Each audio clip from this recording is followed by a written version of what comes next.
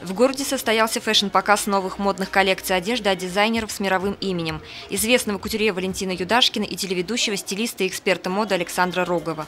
Такое событие прошло в Центре детского творчества в рамках региональной конференции, организованной представителями компании «Фаберлик» в нашем городе. У нас сейчас зашла такая новая сетка. Это у нас одежда, дизайнерская одежда. Мы сейчас сотрудничаем с Юдашкиным, с Александром Роговым.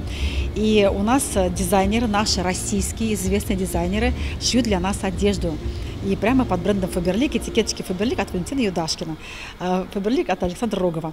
И мы вот впервые в жизни такое вот мероприятие в Сибае организовали. Это показ, модный показ одежды дизайнерской от «Фаберлик» и также показ детской одежды.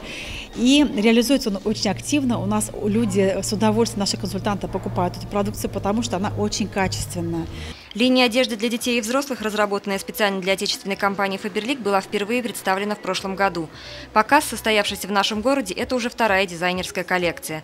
Собравшиеся смогли оценить качество и стиль предлагаемой одежды, познакомиться с модными веяниями от известных дизайнеров и присмотреть наряды для себя и детей по случаю приближающегося праздника.